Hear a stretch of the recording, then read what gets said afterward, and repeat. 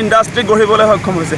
আপোনালোকে চাওক আজিৰ তাৰিখত ইয়াতে 25টাতকৈ অধিক আচলতে চিমেণ্টৰ ফেক্টৰী আৰু অন্যান্য প্ৰদূষণযুক্ত কাৰখানা ইয়াতে গঢ়ি উঠিছে। আজি চাওক এয়া আচলতে যোৰাবাটৰ একেবাৰে দাঁতি কাষত আমচাঙৰ পৰা 500 মিটাৰ ওচৰতে এয়া ৰবৰ ইণ্ডাষ্ট্ৰিত ইতিমধ্যে জুই লাগিছে। গতিকে এটাৰ পাছত এটাকৈ আচলতে তেওঁলোকে যিবিলাক প্ৰদূষণযুক্ত কল কাৰখানা ইয়াতে গঢ়ি তুলিছে তাৰ বিৰুদ্ধে আচলতে আমি সদায় মাত মাতি আহিছোঁ। তাৰ পাছতো বিজেপি চৰকাৰখনে আজিৰ তাৰিখলৈ একো এটা কাম কৰা নাই। আজি চাওক প্ৰায় এঘণ্টা দপদপকৈ জ্বলি আছে। এয়া চাওক আপোনালোকে দপদপকৈ ৰবৰ ইণ্ডাষ্ট্ৰি আজি জ্বলি গৈছে। ইয়াৰ পৰা কিমান প্ৰদূষণ হৈছে আপোনালোকে ভাবক।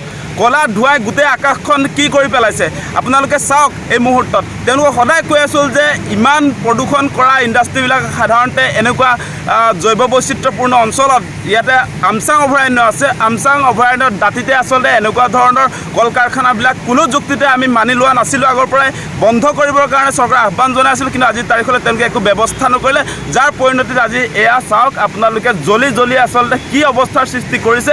এই মুহূৰ্তত যে বিজেপি চৰকাৰে যে আমাৰ পলিউশ্যন কণ্ট্ৰলৰ নামত আচলতে সাধাৰণ যান বাহনৰ পৰা তেওঁলোকে কৰ সংগ্ৰহ কৰিছে, সেই একেটা সময়তে দৈনিক কিমান ধোঁৱা ওলাই থাকে, ক'লা ক'লা ধোঁৱাৰে আৱৰি থকা ইণ্ডাষ্ট্ৰিবিলাক তেওঁলোকে সুবিধা প্ৰদান কৰিছে।